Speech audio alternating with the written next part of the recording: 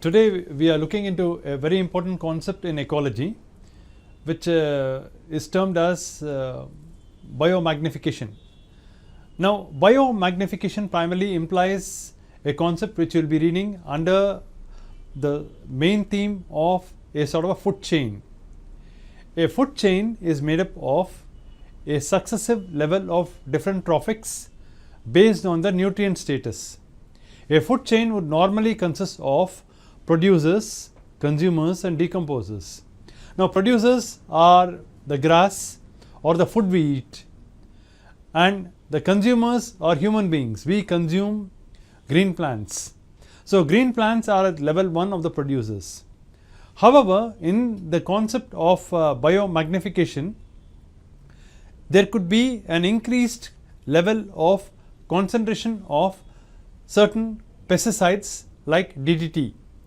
So, if there is an increased level of accumulation of DDT or the concentration in the different successive trophic levels like producers, consumers, decomposers, ultimately there is a concentration of DDT in one of the trophic levels of the food chain.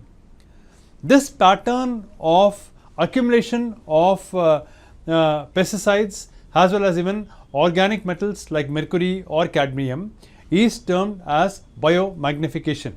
So, biomagnification is associated with trophic levels or nutrient chains, and it is also an important component of the food chain and the food web, and it relates to how pesticides accumulate. Biomagnification, the terminology or the definition of biomagnification is, it is the increase in concentration of a substance such as a pesticide DDT that occurs in a food chain.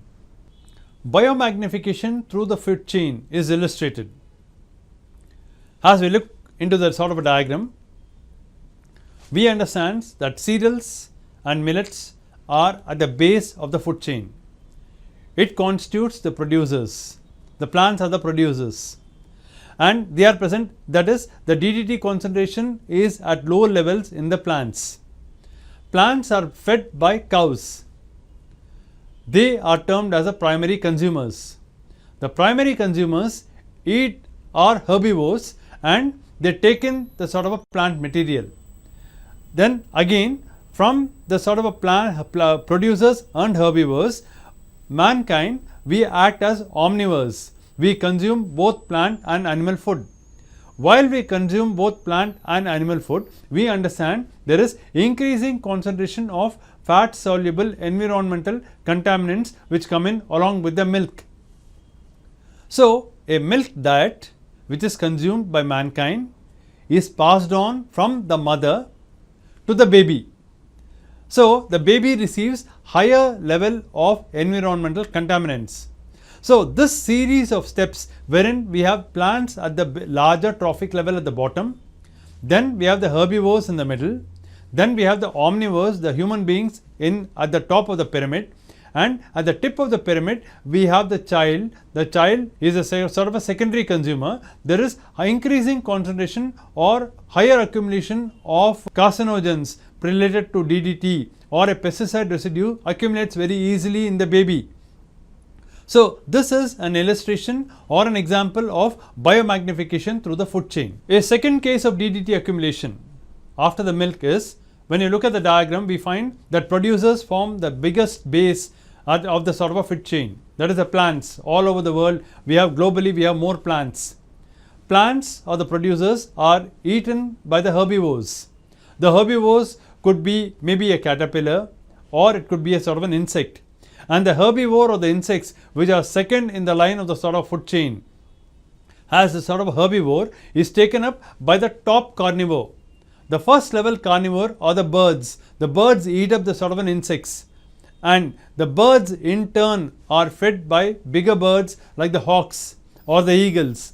The hawks or the eagles are termed as the top carnivores.